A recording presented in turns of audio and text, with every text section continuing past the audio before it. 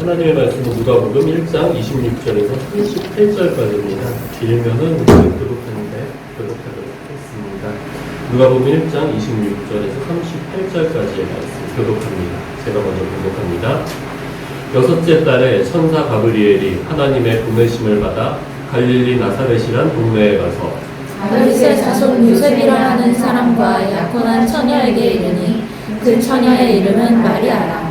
그에게 들어가 이르되 은혜를 받은 자여 평안할지어다 주께서 너와 함께 하시도다 하니 처녀가 그 말을 듣고 놀라 이런 인사가 어찌함인가 생각하매 천사가 이르되 마리아여 무서워하지 말라 네가 하나님께 은혜를 입었느니라 보라 내가 잉태하여 아들을 낳으리니 그 이름을 예수라 하고 그가 큰 자가 되고 지극히 높으신 이의 아들이라 일컬어질 것이요 주 하나님께서 그 조상 다윗의 왕위를 그에게 주시리니 영원히 야곱의 집을 왕으로 다스릴 것이며 그 나라가 무궁하리라. 마리아가 천사에게 말하되 나는 남자를 알지 못하니 어찌 이 일이 있으리이까 천사가 대답하여 이르되 성령이 내게 임하시고 지극히 높으신 이의 능력이 너를 덮으시리니 이러므로 나실 바 거룩한 이는 하나님의 아들이라 일컬어지리라. 보라 내 친족 엘리사벳도 늙어서 아들을 배웠느니라 본래 임신하지 못한다고 알려진 이가 이미 6달이 되었나니 그래서 하나님의 모든 말씀은 궁리하지 못하심이 없으니라. 함께 읽겠습니다. 마리아가 이르되 주의 여종이오니 말씀대로 내게 이루어지이다 하매 천사가 떠나가니라. 아멘. 오늘 말씀은 수태고지라고 해요. 수태고지, 잉태하는 것을 가르쳐주는 거. 가브리엘 천사가 가르쳐주는데 자, 우리는 마태복음에서는 이제 요자물부터 바로 시작을 하게 되는데 누가복음 같은 경우는 앞에 뭔가 되게 많았죠. 사가랴가 등장하고 엘리사벳이 등장하고 세례 요한이라는 애가 태어날 거고. 자, 근데 요 그림이 혹시 이 그림 누가 그렸는지 아세요? 되게 유명한 사람이에요. 이름 되게 레오나르도 다빈치. 갑자기 그 얘기가 레오나르도 디카프리오라고 바꿨어요. 레오나르도 다빈치. 자, 원래 이 그림이 되게 길어요. 긴 그림이거든요. 근데 지금 줄여놨는데 되게 자연스럽죠. 설교 시작하기 전에 그림 설명 못하는 느낌이긴 한데, 자, 이 그림이요. 원래 보는 각도 때문에 다빈치가 이거를 느려서 그린 거예요. 이제 페랑 같은 데를 지나가면 딱 보잖아. 그러면은 그림 이미 딱 보이는 거야. 그래서 실제로 이 그림을 보면요, 이 마리아의 손이 되게 이상하게 생겼어요. 자, 근데 그거를 다빈치가 이렇게 벽에서 봤을 때 이렇게 그려야지 제대로 보이겠다 하는 장면이 좀 온 거예요. 여러분 상식성. 수능이 다가오면 뭔가 상식을 되게 말해주고 싶어져. 자, 이제 지난 시간에 사가랴가 이제 천사의 말을 듣고 이렇게 얘기하죠. 근데 그거 못 믿겠는데요 라는 표현을 했습니다. 그래서 입을 막으셨지 않았겠죠. 하지만 사가랴는 그럼에도 불구하고 말씀을 받은 대로 열심히 이제 그 아내와 동침을 하고 아이를 배요. 그래서 엘리사벳이 6개월째 됩니다. 세례 요한을 임신하고 6개월째 6째 달에 천사 가브리엘이 바빠요. 어디로 가냐면은 나사렛으로 갑니다. 자, 사가랴는 제사장이에요. 제사를 어디서 드리죠? 성전에서 드리죠. 성전은 어디 있나요? 예루살렘에 있죠. 자, 당시에 이스라엘의 가장 중심지에서 하나님께서 예언을 하신 겁니다. 성자를 통해서. 그리고 나서 그 다음으로 본 곳은 갈릴리 나사렛이라는 동네. 지금이야 우리는 잘 알죠. 갈릴리라는 호수가 있고 바다라고 부를 정도로 큰 호수가 있고 거기에 나사렛이라는 동네에서 예수님께서 태어나셨어. 아니 태어난 게 아니라 예수님께서 거기서 사셨어를 알고 있습니다. 하지만 지금 요즘 느낌으로 하자면은 이게 또 얘들아 청도가 어딘지 아니? 청도 무슨 도에 있을까? 청도 집사님은 잘 아시고 근처거든요. 청도는 경상북도에 있어요. 이렇게 사실은 청도가 작은 동네가 아니야. 꽤 큰 동네인데도 우리는 모르죠. 서울에서는 우리는 모르죠. 예루살렘에 사는 사람들이 저 시골에, 우리는 청도는 도시예요. 하지만 청도 옆에 있는 작은 마을들, 들어보지도 못한 양지 마을, 그런데 양지리, 양지촌, 그런 데 가면은 우리는 전혀 모르죠. 그런 동네예요. 아무것도 모르는, 사람들도 잘 모르는 시골乡촌의 한 소녀에게 납니다. 자, 이때 당시에 결혼하는 사람들은 나이가 어렸어요. 자, 고영아, 찍어봐. 몇 살쯤 됐습니까? 대충 찍어봐. 19살. 학자들이 생각하기에는 마리아가 만 12살 정도라고. 만 12살이요. 애지. 너희보다 훨씬 어리지. 이제 희서가 좀만 더 크면 돼요. 희서가 지금 3학년이니까 10살이죠? 3년만 지나면 돼요. 뭐, 거기에서, 아까 고영이 말한 것처럼 18, 19살 언저리까지. 하지만, 적어도 아무리 나이가 많은 너희들, 어느 날 갑자기 천사가 따단 등장해서 얘기를 하는 거예요. 자, 하나님의 은혜가, 이렇게 얘기합니다. 가브리엘이 은혜를 받은 자가 평안할지어다. 자, 여러분들은 이제 감정이입하면서 들으시면 돼요. 주께서 너와 함께 하시도다. 좋죠. 주님, 저 이제 시험 직전인데 이렇게 저에게 은혜를 주시는군요. 하면서 은혜를 받습니다. 근데 놀랍니다. 당연하죠. 처녀가 그 말을 듣고 놀라. 이런 인사가 없지 않는다. 자, 왜 그러냐면요. 아까도 말씀드렸듯이 천사가 찾아간 곳은 시골의 조그만한 마을입니다. 거기에 이제 그냥 인생이 정해져 있어요. 요셉이라 하는 사람이랑 약혼을 했어요. 이때 당시에 여인들의 삶은 태어나서 엄마 일 도와주고 하다가 결혼해서 그 다음에는 결혼해서 그 집안의 일을 도와주면서 살아가는, 그게 그냥 흐름이었습니다. 그런데 하나의 전기 직전에는 있지만 그때 천사가 와서 은혜로다 그럽니다. 하나님께서 찾아가시는 사람들은요, 아까 우리 처음에 사가랴는 제사장이었어요. 메인스트림에 있는 중요한 사람이었습니다. 근데 그런 중요한 사람에게 하나님께서 찾아가시기도 하지만 저 시골에 있는 보잘것없는 여인에게도 찾아가십니다. 그런데 사실 맡기시는 일이나 일어나는 일들은 완전히 다른 거 아니지만 급이 다르죠. 천사가 말합니다. 마리아여, 무서워하지 말라. 사가랴에게도 그러겠죠. 두려워하지 말라, 무서워하지 말라. 내가 하나님께 은혜를 입었느니라. 뭐라? 내가 잉태하여 아들을 낳으리니 그 이름을 예수라 하라.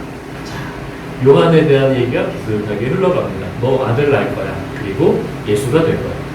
자, 약혼하고 결혼할 때가 됐습니다. 사실은 임신하는 게 당연해요. 근데 뭔가 너 지금 바로 임신해서 아들 낳을 거야 라는 그런 뉘앙스죠. 그러면서 엄청나게 큰 얘기를 합니다. 그가 큰 자가 되고 지극히 높으신 이의 아들이라 벌어질 것이요 주 하나님께서 그 조상 다윗의 왕위를 그에게 주시리니 영원히 야곱의 집을 왕으로 다스리실 것이며 그 나라가 무궁하리라. 자, 32절부터 33절까지를 보면요, 요약하면 뭐죠? 아, 네가 낳을 아들이 왕이 될 거야, 이거죠. 우리 요한이랑 비교해 봅시다. 이 표를 보면은 되게, 민지야, 너 표를 보면은 어떤 느낌이니? 마음에 부담이 탁 오지. 네. 우리는 표를 보면은 마음에 부담이 옵니다. 저도 부담이 됐었어요. 근데 군대를 갔더니 계속 표를 만들어야 돼. 저는 2년 동안 열심히 표만 만들다 왔거든요. 그래서 여기 보통 등장하는 표들은 특별히 카피해서 넣지 않은 표들은 보통 제가 만드는 것들입니다. 보시면요. 자, 이름을 줬죠. 사가랴에게는 아들이 요한일 거야. 요한이야. 근데 뜻은 지난번에 말씀드렸습니다. 하나님께서 은혜를 베푸신다. 예수라는 이름은요, 똑같은 이름이 성경 이름에 2번 등장합니다. 성경 이제 창세기 출애굽기를 얘기할 때, 자, 하나는 여호수아고요, 하나는 호세아입니다. 둘 다 같은 이름이에요. 여호수아와 호세아 같은 이름이고 예수님도 예수도 같은 이름입니다. 하나님께서 구원해 주신다. 이게 이름의 뜻이에요. 그리고 천사가 요한을 뭘로 불렀죠? 주 앞에 큰 자라고 불렀죠. 예수님은 이렇게 얘기합니다. 큰 자. 주 앞에가 빠졌어요. 그건 무슨 일이죠? 주님이시라는 거죠. 그리고 그 특징들은 요한은 포도주나 독한 술과 마시는 나실인 구별된 하나님 앞에 구별된 사람이고 그리고 성령의 충만함을 받은 사람이 나실인이라고 얘기합니다. 하나님께 구별받은 사람. 근데 예수님은 뭐라고요? 하나님의 아들. 급이 달라요. 그리고 마지막으로 하신 일은 요한은 사람들을 하나님께로 돌아오게 하고 회개하게 합니다. 예수님께서는 왕위를 가지고 다스리시는 분입니다.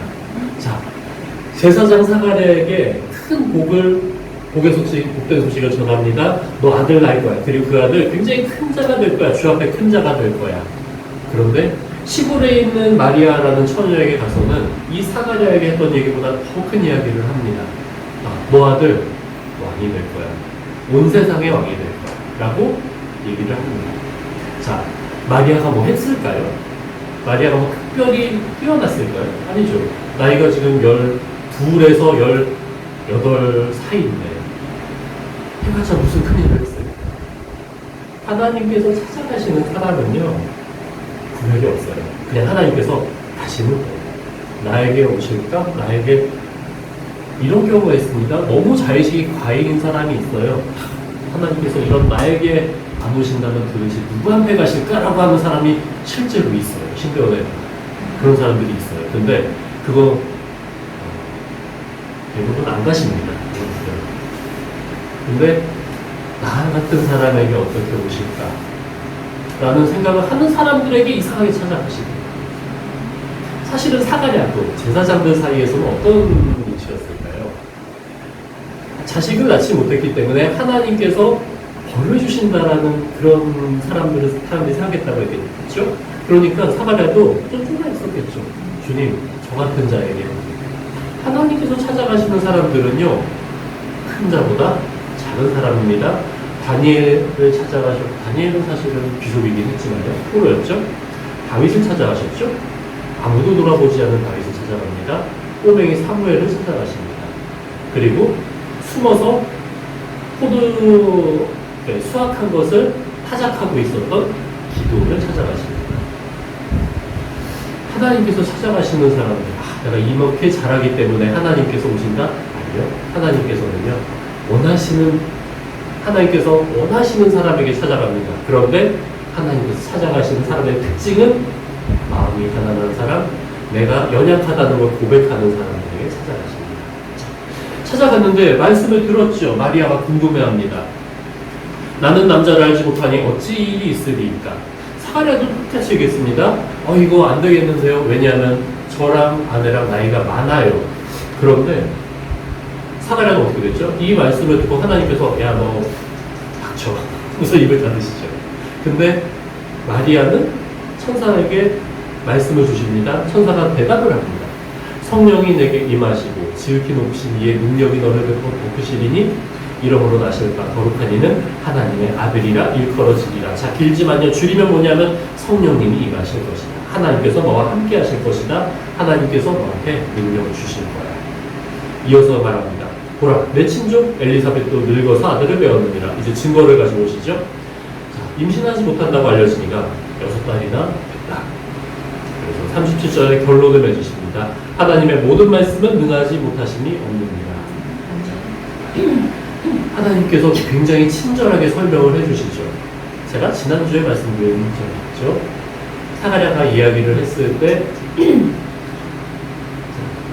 목사님이 못 믿겠다라고 얘기하면은 하나님께서 즉각 벌을 주실 수도 있어요. 근데 여러분들이 못 믿겠다고 하시면 하나님께서 한 번 정도 더 설명을 해주셔요. 이게 그거예요. 뭐냐면은 어리고 그리고 사실 뒤에 얘기를 보면요. 마리아가 의심이라기보다는 질문인 거예요. 선생님, 근데 저 아직 남자를 모르는데요. 성관계를 해보지 않았는데요. 어떻게 아이를 낳나요?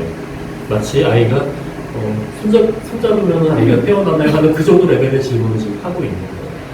하나님께서는 우리 각자의 신앙에 맞추어서 설명을 해주십니다. 사가랴는 제사정이었고 성경에 대한 지식이 많았고 하나님께 계속 간구했던 사람이에요. 그런데 천사가 임했을 때 못 믿겠는데요 하니까 하나님께서 내 이놈 너 닥쳐라 하시는 거고 지금 마리아에게는 그래 이게 내가 할 거야. 그리고 사실은 마리아가 정말로 의문이 들어서 그러니까 하나님을 의심했다라기보다는 잘 이해가 안 돼서 물어봤다는 증거가 뭐냐면 38절이죠. 마리아가 말합니다. 주의 여종이오니 말씀대로 내게 이루어지이다.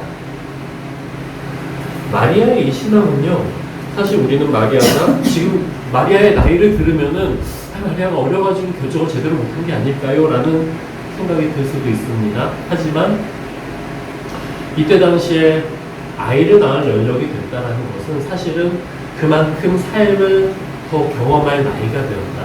어른이 되었다는 얘기도 해요. 자, 마리아가 임신한다고 무슨 뜻이냐면요. 지금 요셉과 정혼했다고 하죠. 그러면 이스라엘 백성들은 1년 정도 남편 집 근처에 가서 살게 됩니다. 그러면서 다른 남자를 만나지 못하게 좀 그렇게 뭐라고 하지? 결계치듯이 이렇게 해요. 만약에 그 기간에 임신을 하게 된다? 그러면은 돌맞아 죽을 수도 있습니다.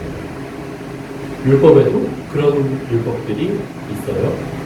자, 그러니까 지금 마리아는 지금 천사의 말이 하나님의 말씀이 나에게 그대로 이루어지면은 나 죽을 수도 있어. 지난 시간에 엘리사벳이 임신하고 부끄러워서 숨었잖아요. 사람들의 소리를 피해서 숨었잖아요. 그런데 마리아는 이제 그것보다 더한 일이 닥치게 될 겁니다. 실제로도 성경에는 전혀 기록되어 있지 않아요. 하지만 우리가 예상해 볼 수 있죠. 정혼을 했는데 아이를 냈어요. 그거는 부정행위를 했다는 거예요. 마태복음에서는 가만히 끊으려 했다라는 표현이 등장합니다. 그래서 요셉은 정말로 착한 사람이긴 했어요.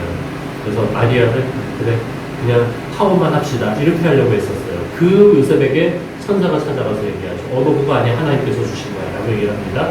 자, 지금 마리아는 목숨 거는 일에 들어가는 겁니다. 그런데도 마리아가 탁 봤죠. 마리아의 이 표현을 보면서 어떤 느낌이 드세요?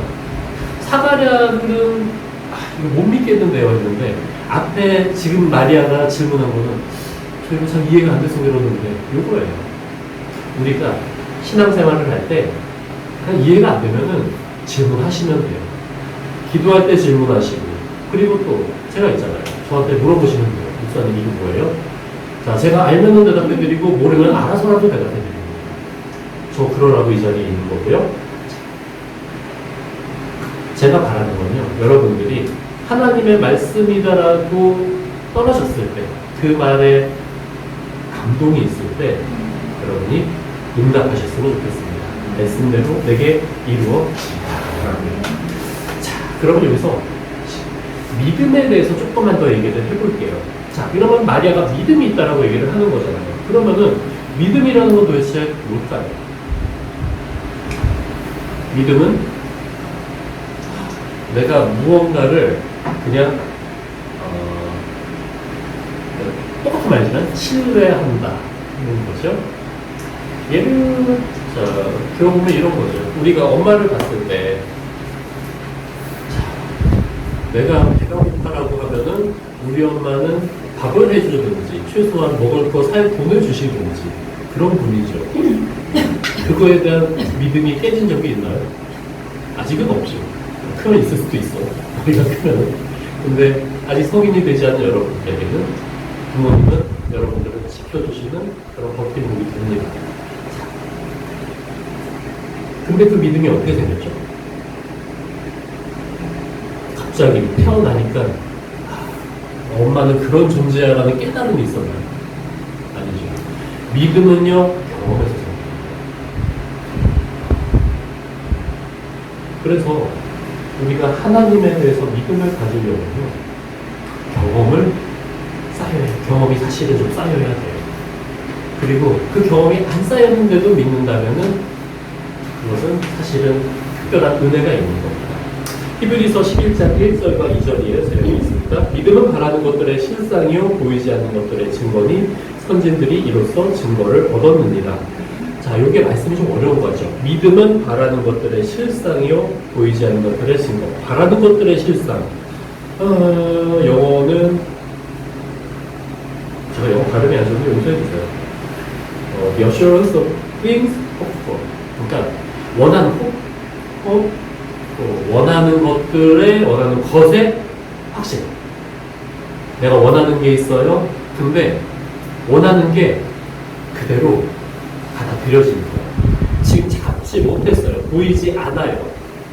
잡지 못하고 보이지 않는데 걔네들이 지금 나에게 근데 믿을 수도 있어. 확신이야.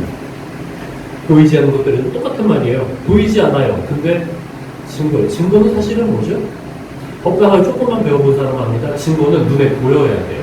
정확하게 존재해야 돼요. 근데 보이지 않아요. 근데 증거라고 얘기해요. 그래서 설명할 수 없는 신비입니다. 하지만 여러분들 안에 이 믿음이 있기를 원해요. 보이지 않아도, 들려지지 않아도, 느껴지지 않아도 될 것 같은데, 될 것 같은데가 아니라 될 건데.